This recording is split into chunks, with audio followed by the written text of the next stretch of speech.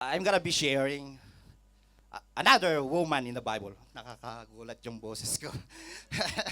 Grabe. Okay, another woman in the Bible. Kasi month of woman daw ngayon eh. So, last time we celebrated Mother's Day. So, another woman in the Bible, a mother. Anyways, okay. If I may start with this question to give you something to think about. Have you ever felt ashamed to ask for help simply because you think you are undeserving, you're not worthy, parang ganon. May mga panahon ba na parang nahihiya kang humingi ng tulong dahil sa iyong mababang katayuan sa buhay, maybe? You are undeserving and you are just nahihiya kang humingi ng tulong. What do you think? Mayroon ba kayong naaalala? That is a question that something that provoke our minds today. Kasi ako, para sa akin, meron din akong pagkamahiyain. Alam mo yung hindi ako masyadong salamuha, halibilos sa mga medyo yung mga mayayaman, maybe, mayayaman. Kasi I believe in my heart na hindi naman ako ganun kayaman para makipaghalubilo sa ano. I don't know, it's just me. Maybe I'm just getting crazy sometimes. Di ba may mga ganong mga mindset ng tao. May mga introvert and extrovert. Right? Medyo mahiyain. So ayaw humingi ng tulong, ayaw alam mo yon? Natatawa yung mga dito. So, sometimes I feel that way na nakakahiyang magpatulong sa tao. Kasi who am I na paaksayan nila ng panahon? 'Di ba? Sino ba ako na katulong lang ako, domestic helper lang ako, and who am I for them to spend time for myself? 'Di ba? Ewan ko kung ganun lang ako mag-isip or mayroon din akong kagaya nyo na ganon. Yung ibinababa ang sarili. May pangit naman kasi pagka inamin mong humble ka, di ba? Hindi ka na humble pagka inamin mong, I'm humble. No, it's not. So, hindi ka na humble pag inamin mong humble ka. Ay, humble ako, may kababaang loob ako. Hindi ka na humble, pinagmamayabang mo na yan. You're arrogant by that statement. So, maraming statement in the Bible that the Lord or the Word of God teaches us how to that we should become humble. We should have this attitude na we are humble, or this word na humility. Let me just give you a little praise or verse na magpapaalala sa atin. Nasabi niya dito sa Romans 12:3. Do not think of yourself more highly than you ought, but rather think of yourself with sober judgment. Huwag mo masyadong tingnan yung sarili mo na parang masyadong mataas, sabi niya, di ba? Which is, gayahin natin ang Panginoong Jesus na, though He is God, sabi niyang Philippians, that He did not consider Himself equal with God, but rather, He took the form of a servant. Di ba? So, ganun ang pinapaunawan ni Paul sa mga believers, that hindi tayo dapat nagmamataas or something. Isa pa, yung don't be selfish, don't try to impress others. Be humble, thinking of others as better than yourself. Don't look only for your own interests, but take an interest in others too. So, yeah, be humble, thinking of others as better than yourself. So, napakagandang yun, no? Napakagandang ugali or character ng isang tao na yung mapagpakumbaba, mababa. Kasi pangit naman kung masyadong mataas yung pagtingin natin sa sarili natin. Pero pagka tinimbang tayo, ay kulang naman. Di ba? Diretso ba akong magsalita? Baka Walang preno-preno to. Bahala kayo dyan. Tatawa yung mga kapatid. Oh. Okay. So, let me give a title of our conversation today. Na ito, kung tandaan nyo ito. The Underdog's Faith. So, anong ibig sabihin ng underdog? The Underdog's Faith. Kung nanonood kayo ng boxing or sa competition, sabi ng tinignan ko sa Cambridge Dictionary. Sabi niya, underdog, a person or group of people with less power, money, etc. Maybe beauty or anything that you can brag about your life than the rest of the society. Sabi niya, ikaw yung parang poor among the rich. Di ba? Ikaw yung weak, ikaw yung mahina among the strong.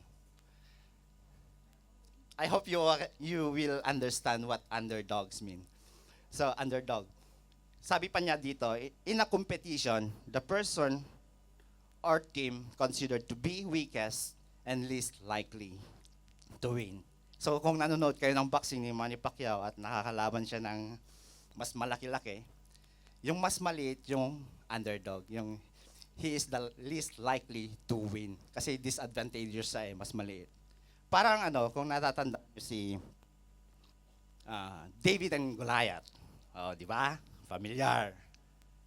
Goliath, talagang giant siya Pero si David, he is the underdog in the fight. So, he is most likely na manalo sa laban. So, ganun yung pagkaintindi ko sa underdog. And yun nga yung titingnan natin ngayon.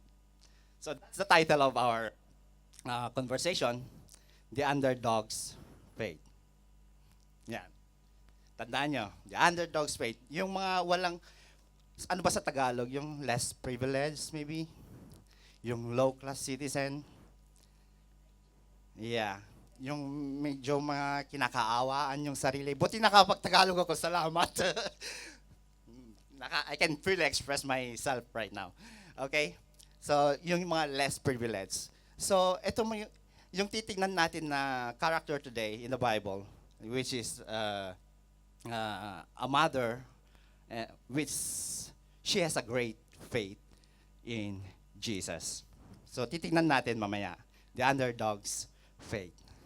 Okay? So, if there's one thing na natutunan ko sa ating study, is this one na gusto kong tandaan ninyo rin. Kasi I believe in this principle or truth na ito, that no matter how less you think of yourself, you are surely blessed by your faith in Jesus. One more time. No matter how less you think of yourself, you are surely blessed by your faith in Jesus. Gaano man kababa yung sa tingin mo pagtingin mo sa sarili mo, pwede kang pagpalain ng Diyos dahil sa iyong pananampalataya sa Kanya. Do you agree? Hindi lang pwede. Pwede. Sige. Hindi lang pwede. Sigurado pagpapalain ka ng Diyos kung may pananampalataya ka sa Kanya. And that is proven in the Bible. Walang nagtiwala sa Panginoong Jesus na hindi pinagpala ng Diyos. So, I hope you would all agree with me. Di ba? Depende na lang sa atin kung ano sa tingin natin ano ba yung pagpapala, ano ba yung blessing sa atin. Karamihan kasi sa atin, pera lang ang pagpapala Di ba? Material things lang ang pagpapala So, sometimes parang sa tingin mo hindi ka pinagpala kasi wala kang pera, wala kang material na possession. So, how about the other things? Yung mga hindi nakikita. How about your peace of mind? How about your good relationship with your family? Is that not a blessing? How about your good health? Di ba? Kaya naniniwala ako na kung sino man ang may pananampalataya sa Panginoong Jesus ay pinagpala ng Diyos. Do you agree? Amen. Actually, ang pag-aaralan natin only 8 verses. Medyo konti lang yung kwento. Pero let's see how it goes sa ating matututunan. I like this woman kasi I admire her humility, her persistence, and her faith with Jesus. That's why I choose this woman in the Bible to share it with you today. Kasi alam ko na minsan para bang nahiya tayong humingi ng tulong. Hindi man sa tao, kundi sa Diyos, sa Panginoon. Nahiya tayo dahil may makasalanan ako, Lord. Ang dami kong pagkakamali, Lord.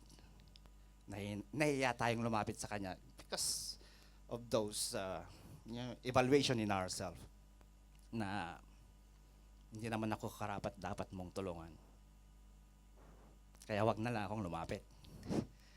But let's see in this story that this woman really cares for her daughter. That whatever na marinig niya sa Panginoong Jesus, hindi siya nasaktan, hindi man siya nagtampo. Because she was persistent in her faith with Jesus. Meron na kayong idea who is that woman? Wala pa. So our text for today is Matthew chapter 15, verse 21 to 28. That is the Canaanite woman who has a daughter na experiencing a demon possession. And she was suffering terribly. That's why she came to Jesus to ask for help. Lumapit siya sa Panginoong Jesus para, I can understand, kayang gawin lahat ng mga nanay pagdating sa kanilang mga anak. Di ba? Talagang igagapang mo yung anak mo, di ba? Kung may mga sakit sila, gagawin mong lahat para lamang ma-comfort o mapagaling or maging maayos ang iyong anak. And I saw that in my wife too. Na-hospital yung anak namin, 4 days, Si Josh, na laging sakitin. Sometimes you have to spend 4 days in the hospital without, taking a bath. Hindi ka naliligo, but she has to endure because of her love to baby Josh. Diba? You're a hero. Moms are heroes. So, yeah. Okay. I want to go back here in the map.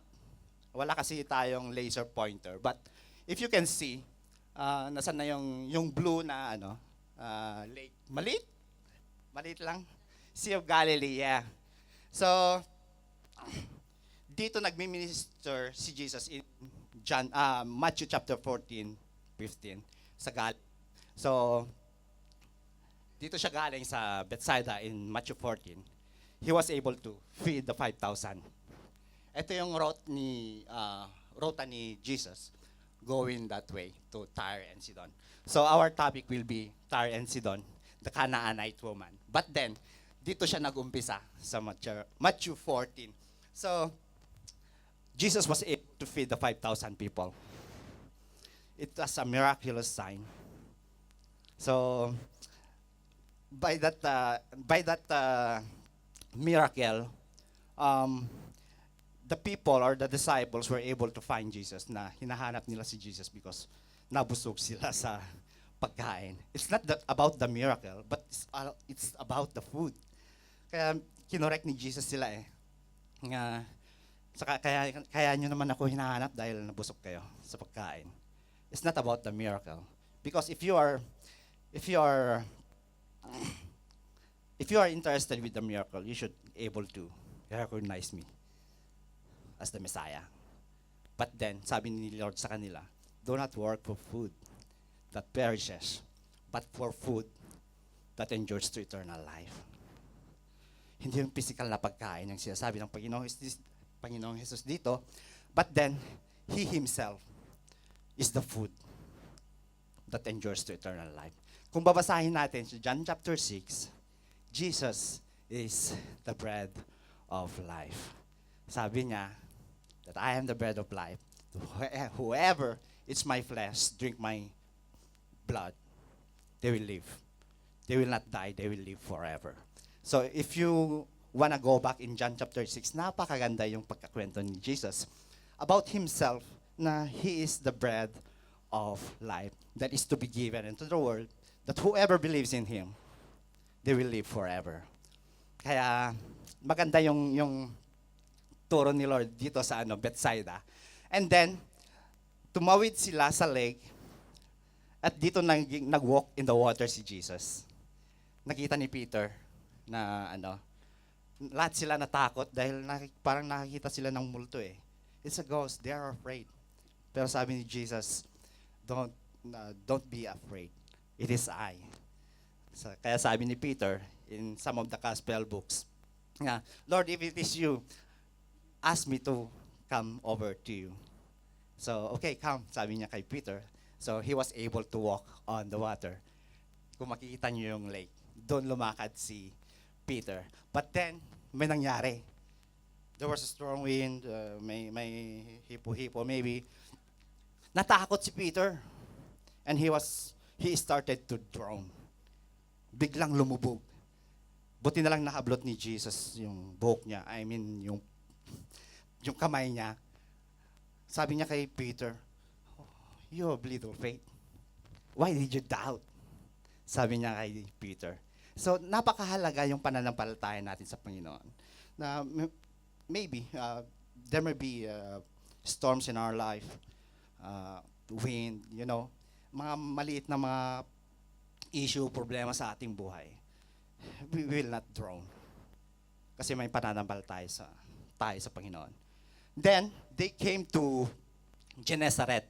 After that encounter, they came to Gennesaret. Kaya gusto kong basahin ito, yung Matthew 14. Sabi niya dito, when they had crossed over, they landed at Gennesaret. And when the men of that place recognized Jesus, they sent word to all the surrounding country. People brought all their sick to him and begged him to let the sick just touch the edge of his cloak. And all who touched it were healed. So while I was reading this verse, naalala ko yung the bleeding woman who was suffering 12 years na yung nagdudugo. Alam niyo yung nagpagaling sa kanya, yung reasoning niya, nga, if only I could touch that edge of his cloak, I will be healed. But then, gumaling. She was able to got healed, whatever. Got healed, okay? Gumaling the bleeding woman. But Jesus said to her, it's not my cloak, it's not my garment, but it's your faith that healed you, woman. Go in peace. So, yung pananampalataya yung nagpapagaling sa atin. So, that's why here, parehas na parehas yung nangyari. May mga pananampalataya ng mga tao sa kanya. And they were able to touch the edge of his cloak. And they were all, tingnan nyo, you notice this one, all, lahat ng may sakit, gumaling. See? See, when Jesus was in Gennesaret, yung Marites kumalat sa lahat ng paligid, di ba? Uso na ang Marites noon, You read. Basahin nyo. Kumalat ng tignan nyo. When they had crossed over, they landed at Gennesaret. And when the men of that place recognized Jesus, they sent word to all the surrounding country. Kumalat yung balita, nare-recognize nila si Jesus. Kasi si Jesus katatapos lang magpagaling ng 5,000 men. Hindi lang yon ang ginawa niya. Lumakad pa sa water. At hindi lang yon, marami pa na, if you read the previous verses, maraming himala ang Panginoong Jesus. And wherever Jesus was, matunog yung pangalan niya, yung very familiar, kung marinig mo lang pangalan Jesus, talagang lalapit ka sa Kanya. Kasi kung may pangangailangan ka, kung may sakit ka, you come to Him and He will do a miraculous work in your life. That's what happened in Gennesaret. Di ba? So, Jesus was doing all this healing ministry around that area, Gennesaret. And then, ang pag-uusapan natin ngayon, okay, this one. Leaving that place, meaning Gennesaret. Leaving that place, Jesus withdrew to the region of Tyre and Sidon. That is Matthew 15 na. Matthew chapter 15. So, pumunta siya sa Tyre and Sidon. You know, Tyre and Sidon is a Gentile community, Gentile area. Hindi nasakop ng Jewish community. So, malamang sa malamang, yung makakahalubilo ng Panginoong Yesus, hindi na Jews, kundi Gentile. That's why, ang gusto kong ibahagi sa inyo is the woman, Canaanite woman, who is not a Jew. She is a Gentile. What does that mean? She is less privileged. Hindi, kumbaga, kung tayo nasa Hong Kong, tayo yung foreigner, tayo yung mga OFW or foreigner, we're not privileged sa mga Hong Kong citizen. Mas maraming privileges or yung, how do you call this one? Basta, privilege. Maraming mga maraming mga advantages yung mga Hong Konger kesa yung mga OFWs na yung foreign lang dito. Yung, what do you call? Alien. Yes, alien. Kasi we are not citizens here. So, I can imagine that the Canaanite woman is a less privileged when it comes to God's blessing.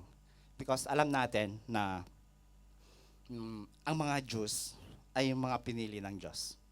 They are the chosen people of God. At doon kumikilos ang Panginoon sa mga Jews. Remember, sabi niya sa Samaritan woman, that it is from the Jews that the Savior or the Messiah comes. So, grabe yung pribilehyo ng mga Jews sa Jerusalem. Okay, sa Israel. The house of Israel. Okay, so, ang nangyari ngayon, what happened here is, a Canaanite woman from that vicinity came to him, crying out, Lord, Son of David, have mercy on me. My daughter is demon-possessed and suffering terribly. So, she is a Canaanite woman, as I said, na hindi siya Hudyo, hindi siya kabilang sa community ng mga Jewish. So, she is para bang hindi masyadong they are outcasts, kumbaga. They are outcasts.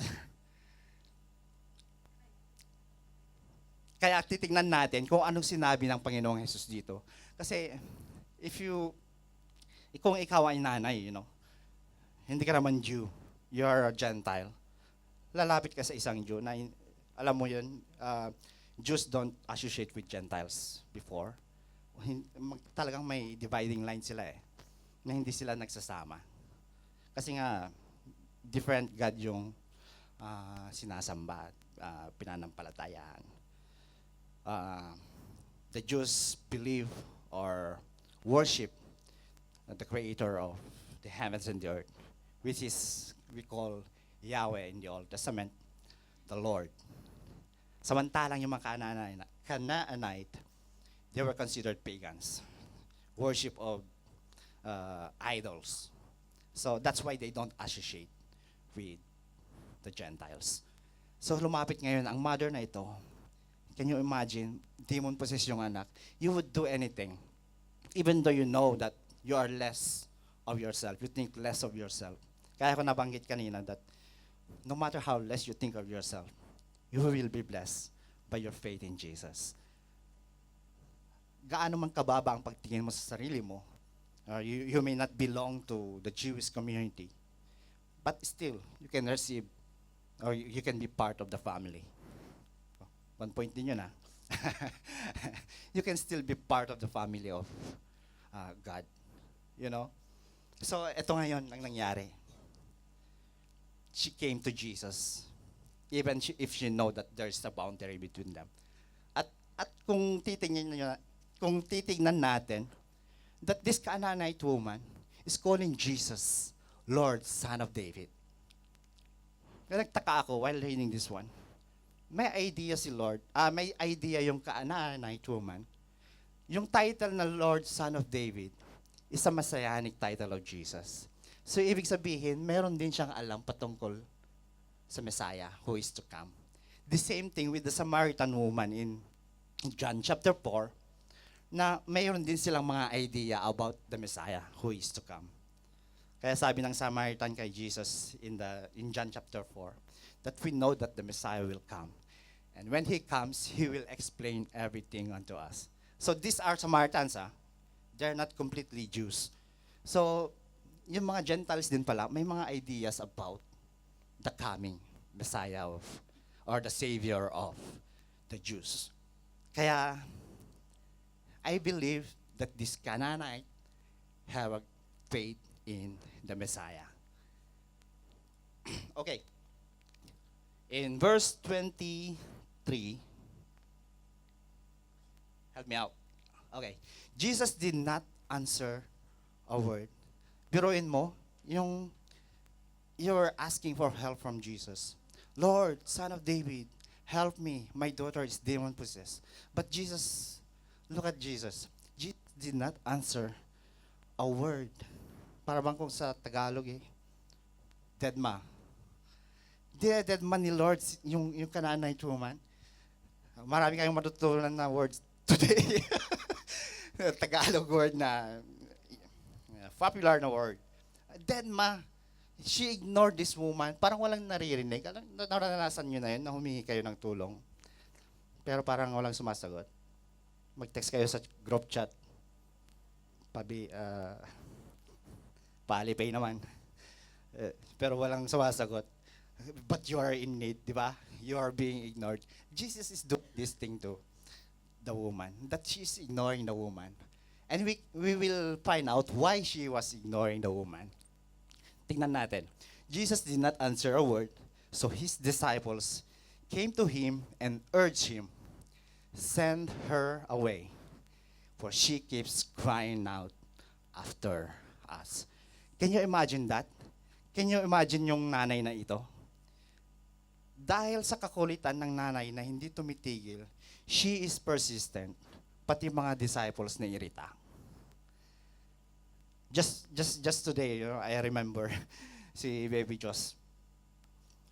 May ugali siya na yung pag umiyak, ayaw tumigil pag hindi nakuha ang gusto.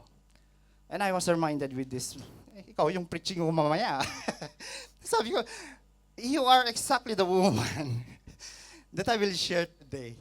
Kasi pagka hinayaan mong umiyak yung bata, hindi siya titigil hanggat hindi niya nakukuha yung gusto. Di ba? And eventually, pagbibigyan mo siya, dahil nairita ka na Di ba? Jesus teaches that in the parable of the persistent widow. Sabi niya na may isang unjust judge, na dahil sa kakulitan ng widow na ito, kukulitin niya yung unjust judge. Kahit na walang takot ang judge na ito sa Diyos, pagbibigyan niya yung woman kasi makulit masyado Not out of love or care for the woman, but she will give justice to the woman because of her persistence. Ganito ang nangyari dito na etong mga disciples nagsumbong kay Jesus dahil sa kakulitan ng Canaanite woman. They told Jesus, "Send her away, for she keeps crying out after us." So, you can imagine yung talagang pangangailangan ng nanay na ito. Kahit sino naman siguro, di ba? Kung may sakit ang anak mo, you would do that thing. Bakit ka titigil kung kaharap mo na yung miraculous worker? Si Jesus, may possibility na gagaling ang anak mo. Why would you pagsabihan, hindi ka lang, dinedma ka lang, tatampo ka na? Di ba? Ang ganun pala si Jesus. Hindi sinasagot yung panalangin ko. Sino sa atin may panalangin na hindi pa sinasagot sa ngayon? Lord, tagal-tagal ko na ng Hong Kong. Kailan pa ako makakauwi ng Pilipinas? Kailan ako magpo-for good, di ba? Mukhang, Lord, you're too silent in my prayers. Tanda na ako, single pa rin ako, Lord. Wala man lang manligaw sa akin, yung ganun. Prayer na, you would laugh, but it's true. May mga prayers tayo. Kami nga mag-asawa, 3 years na that we waited for a baby. And, we never stop praying for a baby. Si baby John. Na after 3 years kaming nagpakasal, saka lang na buntis. We were worried, baka something wrong with us, but we kept on praying. Hindi namin tinigilan sa pagdadasal yung Siguro sa atin din, meron tayong mga panalangin na sometimes Jesus don't answer. Sometimes Jesus is silent in our prayers. Anong gagawin nyo? Magtatampo? Sige na nga, wag na. Mukhang hindi yata ako love ni Lord. Hindi yata ako mahal ng Panginoon. Sige, wag na nga lang. But this woman, she kept on asking the Lord.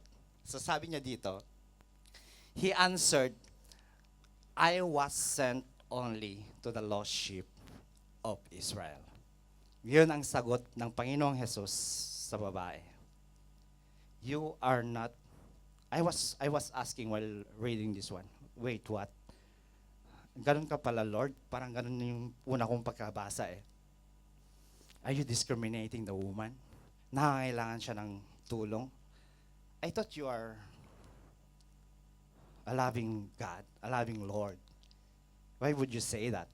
Parang ganun yung question ko. But if you are going to study this one, mayroon palang priority si Lord when it comes to the gospel of salvation. Sabi niya sa babae, I was sent only to the lost sheep of Israel, which means to the Jews. And you are a Gentile woman. You are less privileged. Mas uunahin ko yung pamilya ng Diyos. The house of Israel. So anong sabi dito? The woman came and knelt before him. Lord, help me, she said. Ayaw talagang tumigil. Lord, help me. Let's go on. Tapos na tayo. He replied, it is not right to take the children's bread and toss it to the dogs. Sabi ng Panginoon. Can you imagine? Nakalimutan ko yung instrument ko kanina eh. Nagdala ako ng burger and I prepared that for my 2 boys. And ito yung pagkain ng aking children. I prepared this, and bigla-bigla, example ko lang to may manghihingi ng pagkain. So, I would tell that person na manghihingi ng pagkain, ay, para sa anak ko to eh. I prepared this for them eh.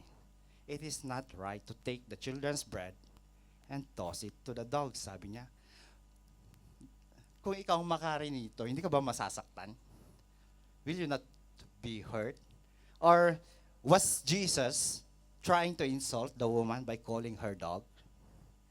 And as I was studying and reading, yung dog pala dito, in the Greek word, kasi yun yung unang salin ng ng Bible, original na Greek word, kunarion. Yung kunarion pala meaning a house pet dog. So ibig sabihin, Jesus is making a distinction between the children and the house pet dog. Jesus is not insulting the woman. Binibigyan niya lang ng distinction. You are not part of the family. So, the children's bread should be for the children, not for the dogs. But take note of the answer of the woman. Yes, it is, Lord, she said. Even the dogs eat the crumbs that fall from their master's table. Yun ang hindi nakita ni Lord. Ang galing ng sagot ng woman. And in NLT version, tingnan natin. She replied, "That's true, Lord. But even dogs are allowed to eat the scraps that fall beneath their master's table." Siguro kung titingnan natin, oo nga no, yung sagot ni Lord siguro dito. Oo nga no, ang galing mong sumagot. Good, parang ganon. But Jesus answered this one. Then Jesus said to her, "Woman, you have great faith.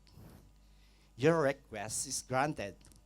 And her daughter was healed at that moment.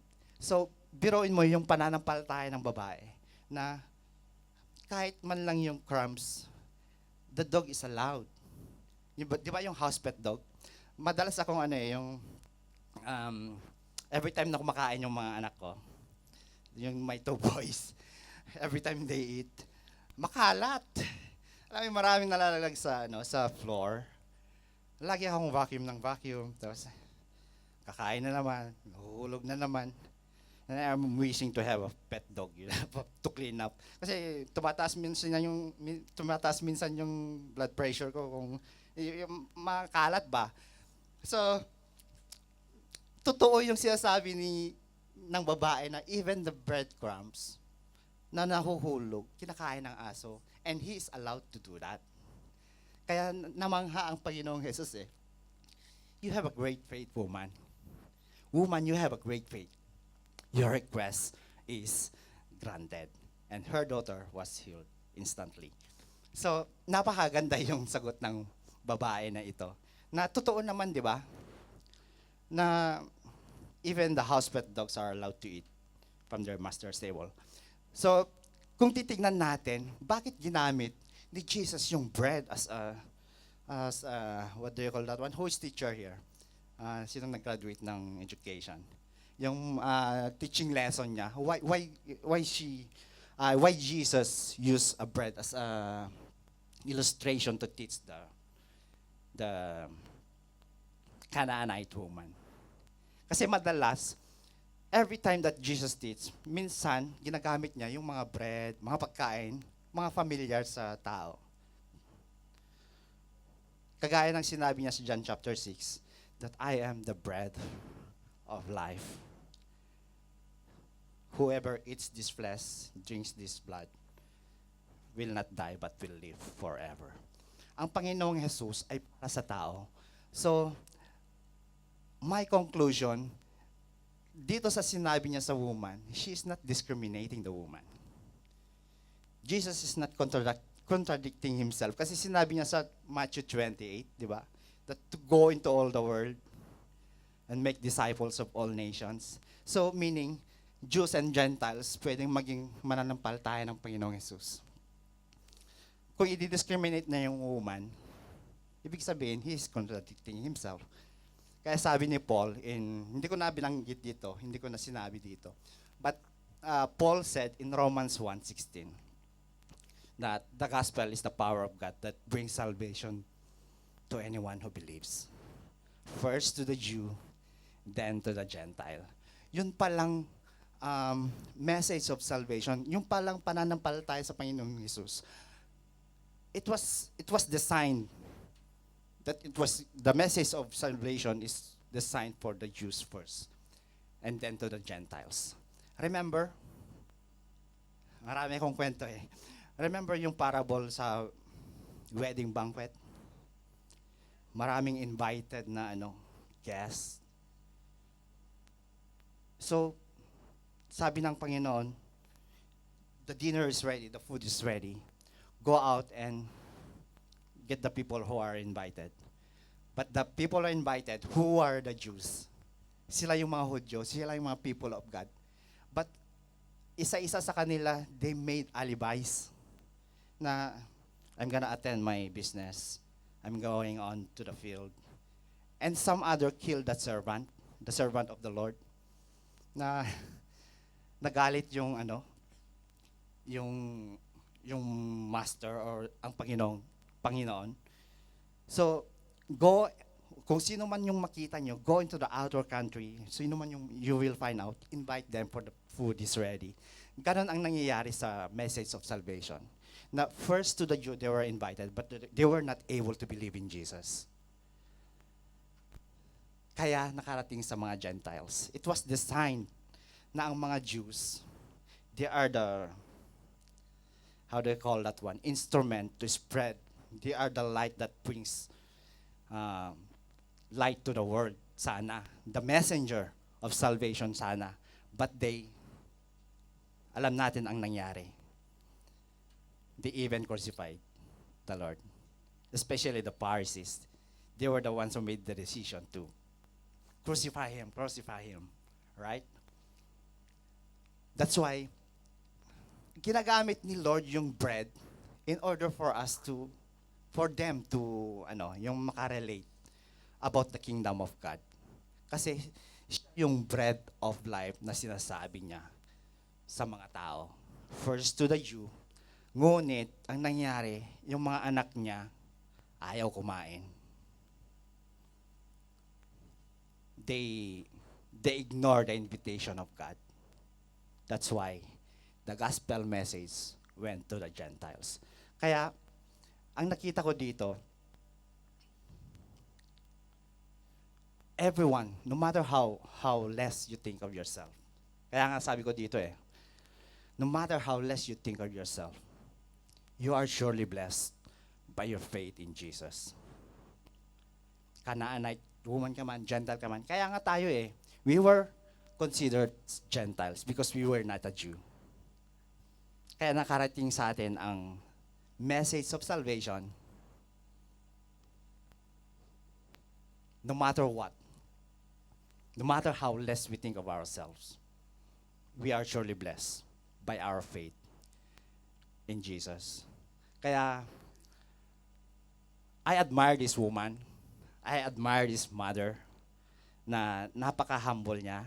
She considered herself as a dog. In-accept niya Sabi niya, yes, you are. It's true, Lord, that I am a dog. But I can at least taste the crumbs from the master's table.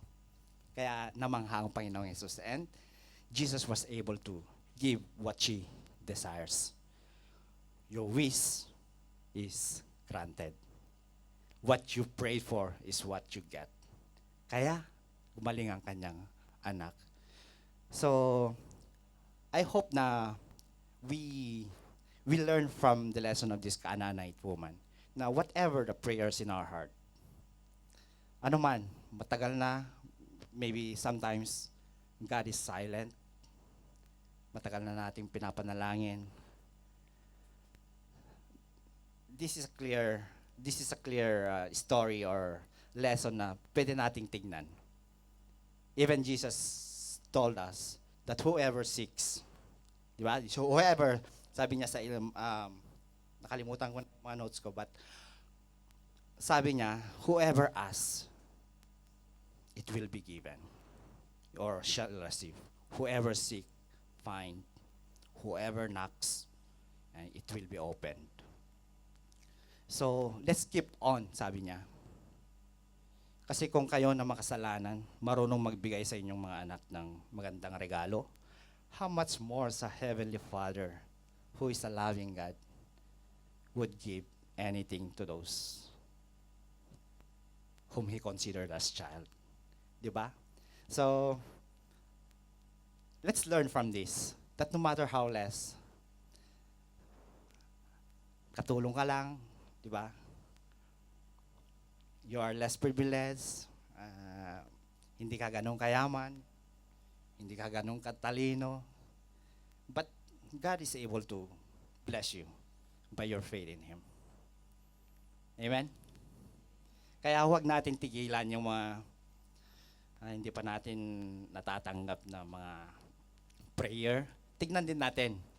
Kasi hindi lang material na bagay ang kinakonsider natin as blessing from the Lord Jesus. You know, salvation is a sure blessing from God. Simula nung nagtiwala tayo sa Panginoong Jesus, that is a spiritual blessing. that alone is more than enough na alam mo na nagtiwala ka at alam mo na napatawad ka, kagaya ng kanta natin kanina. That you have been set free sa mga kasalanan. That you have been redeemed from your sinful life. Di ba? So, those are the things that we are going to consider. But sometimes we have to balance what we pray for. Baka naman, nagpe-pray ka ng kailan niya ako sasagutin. Nang nililigawan ko. Tingnan mo rin kung may asawa na. May balance rin yon. Huwag mong sabihin na hindi ko titigilan magdasal na mapasagot ko siya. Tingnan mo rin, di ba? May balance din yon. So tingnan natin, yung mga panalangin natin, minsan, we have to balance it. Kung may posibilidad pa talaga na pwede kang pagpalain ng Panginoon. So, amen? So, my advice, let us be persistent in our prayer and have faith in Jesus. So, mga kapatid, mga nanay, di ba? Alam natin na tayo minsan ang daluyan ng pagpapala para sa ating mga anak. At let us be this Canaanite woman, this Gentile woman na hindi tumitigil. Alam natin na pagka hindi ka tumitigil, minsan it works yung hindi natin pagtigil sa panalangin. Maybe you discuss this in your koinonia group. Na whatever those prayers in our hearts na sometimes God is silent. Huwag mong tigilan. Be persistent like that. Canaanite. Sa mga nangangarap I'm not looking at you, but okay. So when God is silent, choose to be persistent with Him. Okay? Just like the Canaanite. Huwag tayong titigil. Bagkos magtuloy-tuloy tayo na ipanalangin, hingin, magtiwala sa Panginoong Jesus. You know, there's a timing of the Lord Minsan, ang sagot niya is, not now. Hindi niya sinasabing no Sometimes not now. It's not yet time. But He will give it on the proper time. Di ba? So let us be that woman na very faithful to the Lord. So what we wish is what we get if we have faith in Jesus. Amen? Huwag tayong mahiyang humingi ng tulong sa Panginoon kung sa tingin natin nagkamali tayo, hindi na tayo worthy, makasalanan tayo. You know, sabi ng Panginoon, those who exalt themselves will be humble. But those who humble themselves will be exalted. Yun ang gustong-gusto ng Panginoon Yung inaamin natin na, Lord, makasalanan ako, have mercy on me. Kesa yung bait-bait ko, ang galing-galing ko, lagi akong nag-church. Yung self-righteous, ayaw na ayaw ni Lord yun Sometimes we have to humble ourselves. At yun yung tinitignan minsan ng Panginoon. Amen?